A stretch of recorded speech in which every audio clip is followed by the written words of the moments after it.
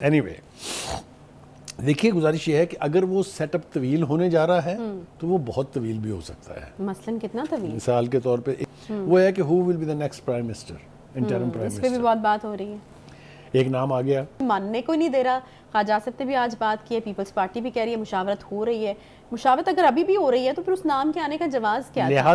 اچھا بخاری صاحب کی ضرورت کیوں پیش آئی؟ مطلب ان اختیارات کو دینے کی کیوں ضرورت پیش آئی؟ ایک چیز جو سالہ سال سے چلی آ رہی ہے, کیا اس کی وجہ ہمارے معاشی حالات ہیں؟ اس کو وجہ بنایا گیا؟ اس کے معاشی حالات اس کی وجہ نہیں ہیں. اختیار اصل میں کس کے پاس ہے, یہ اصل جھگڑا ہے. اچھا دیکھیں, یہ آپ کو اچھی طرح سے یاد ہونا چاہیے, ہم نے اس پروگرام میں بھی کئی دفعہ اس کی بات کی ہے کہ انٹرم سیٹ اپ کیا ہوگا, اس کے ساتھ بہت ساری چیزیں جڑی ہیں.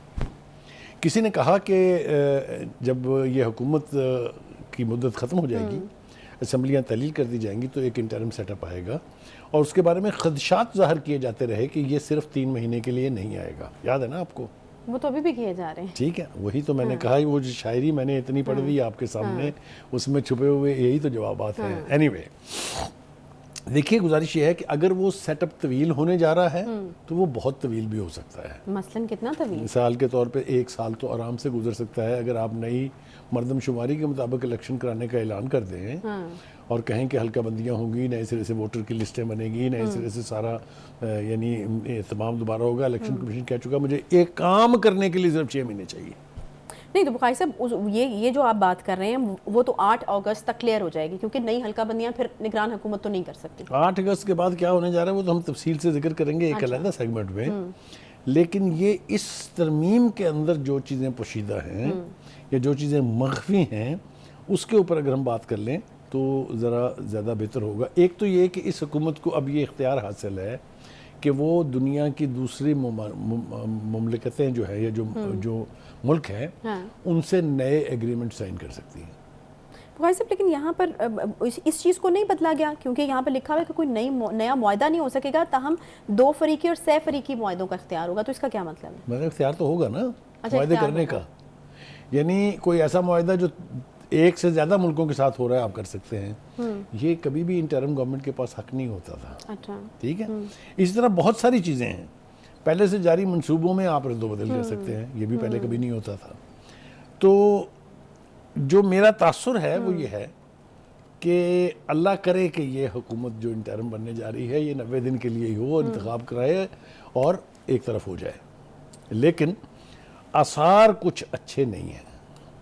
اور اختیارات دینا بھی میرے خیال میں یہ اس چیز کی گواہی ہے کہ ورنہ اس کی ضرورت نہیں تھی نا. اگر کسی نے 90 دن کے لیے آنا ہے تو یہ اختیارات دینے کی کیا ضرورت ہے. اور ایک چیز اس کے ساتھ اور جڑی ہے, وہ ہے کہ who will be the next prime minister, interim prime minister. اس پہ بھی بہت بات ہو رہی ہے. ایک نام آ گیا. اب یہ ابھی تک طے نہیں ہوا کہ یہ نام نون لیگ نے دیا ہے, یہ نام مشاورت کے ساتھ آیا ہے, یا یہ نام کہیں اور سے آیا ہے. بخاری صاحب مجھے تو ایسا لگ رہا ہے کوئی ٹیسٹر ہی لگایا تھا نون لیگ نے, کیونکہ کوئی ماننے کو نہیں دے رہا. خواجہ آصف نے بھی آج بات کی ہے, پیپلز پارٹی بھی کہہ رہی ہے مشاورت ہو رہی ہے. مشاورت اگر ابھی بھی ہو رہی ہے تو پھر اس نام کے آنے کا جواز کیا ہے؟ لہٰذا پھر یہ اسیوم کر لینا کہ یہ نام کہیں اور سے آیا ہے, یہ زیادہ قرین قیاس ہے. اچھا ٹھیک ہے. آپ نے بات سمجھ لی نا, کل ہم نے اپنے پروگرام میں یہ کہا تھا کہ نگران سیٹ اپ جو ہے وہ چونکہ کسی سیاسی جماعت کو تو جواب دہ نہیں ہوتا, تو پھر کس کو جواب دہ ہوتا ہے؟ ٹھیک ہے, پتہ ہے نا آپ کو. جی. اور اگر ان کو جواب دہ ہے تو پھر ان کی مرضی تو ہر طرف چلتی ہے. ٹھیک ہے, ان کی ہی مرضی ہر طرف چلے گی. کیا ایسا ہونے جا رہا ہے کہ اشرافیہ یا اسٹیبلشمنٹ جو اس مرضی نام سے پکار لیں ان کو, وہ ڈیسائیڈ کریں گے کہ ڈیسٹنی کیا ہونی ہے آئندہ پولیٹیکل پارٹیز کی اور جو نگران سیٹ اپ بنے گا اس کی؟ جی آپ انہی کی بات کریں جو اے پولیٹیکل ہو چکے ہوئے ہیں لیکن ڈیسائیڈ نہیں کریں. وہ اے پولیٹیکل ہونے کا دعویٰ جو ہے وہ آپ کو پتہ ہے کہ پہلے جو ہے وہ جنرل باجوہ صاحب نے کیا تھا, اور شاید وہ کسی حد تک ہو بھی گئے تھے, اسی لیے وہ جو ان کی من بھاتی جماعت تھی ان کے ساتھ پھر ان کی بنی نہیں ہے. تو اے پولیٹیکل ہونا سب کی خواہش ہے. پارٹیاں بھی چاہتی ہیں کہ جو اسٹیبلشمنٹ ہے وہ اے پولیٹیکل ہو, اور میڈیا بھی یہی چاہتا ہے, ہماری بھی خواہش یہی ہے کہ وہ بس اس حد تک ہی ذمہ دار ہوں کہ ملک کی سرحدوں کی حفاظت کرنی ہے, پاکستان میں لا اینڈ آرڈر کی سچویشن کو. لیکن میں نے پہلے بھی ایک دفعہ کہا تھا, میں پھر دوبارہ کہہ رہا ہوں, ان کو کسی رول اسائن کرنے کی ضرورت نہیں ہے.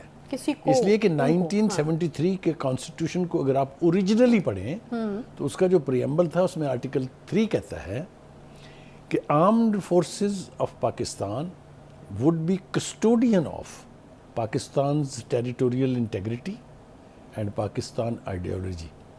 آپ مجھے بتائیں کون سے اور آئینی رول کی ضرورت ہے آپ کو؟ صحیح ہے، مطلب سب not only this آگے کہتا ہے preamble کہ anyone who brings into dispute the armed forces of Pakistan will be guilty of high treason and will be treated and will be tried under Article 6 of the Constitution.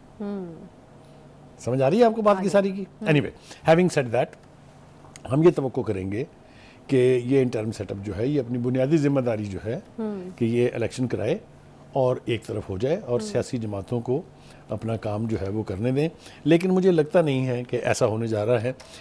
ایک اور بات جو اچھی ہے وہ یہ ہے کہ جو بھی امینڈمنٹ یعنی پاس ہوئی ہیں اس میں نگران حکومت کے اختیارات کے حوالے سے تمام اتحادیوں کو آن بورڈ لیا گیا ہے.